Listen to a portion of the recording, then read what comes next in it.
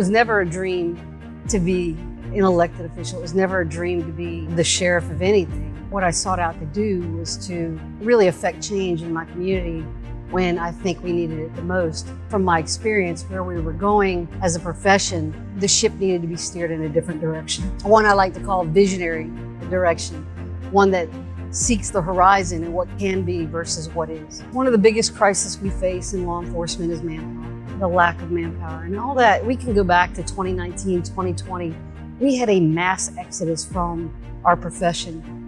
We had people leaving this profession partially because of what you were seeing played out on TV in 2020, 2019, not just the riots, but the civil unrest and the calls for defunding our profession. And we were at a point in a time in our community and in our country where our profession was really under attack.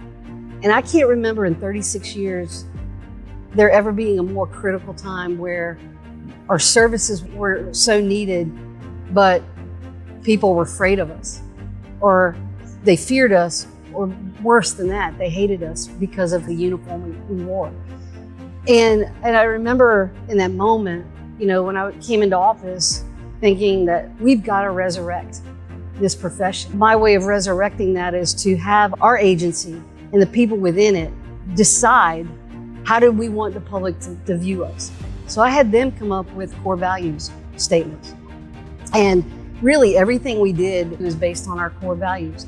And that's building our public trust, taking responsibility for our actions, being inclusive and accepting, enhancing and increasing our diversity, and treating others equally with dignity and respect. Use that model now to build who we are internally, and then externally, we've got to pay folks for the professionals that we expect them to be. So I fought really hard to get pay equity. As a result of that, we've been able to increase our staffing at the detention center. We went from over 130 vacancies to just about 85. When I came into office, we had a juvenile detention center, a population of juveniles, and it was an optional thing with the school. That's not acceptable. These are people that are highest risk of returning back into our jails when they're adults if we don't intervene now.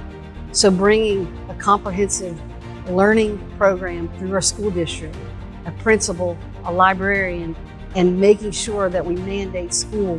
We have had great successes within the detention center with our education initiatives. We have every single person now on grade level or accelerated. Why is this important that we lift these people up? Because 95% of the people in the jail are going back into the community. The other 5% will get put in another facility and serve their sentence elsewhere. We're trying to prevent them from getting there in the first place. There's a way that I can affect them in a positive outcome, then by all means, I think we should do it. We're on this earth for a purpose, and my purpose is to make sure I leave it a better place. I am Kristin Graziano, and I am your sheriff.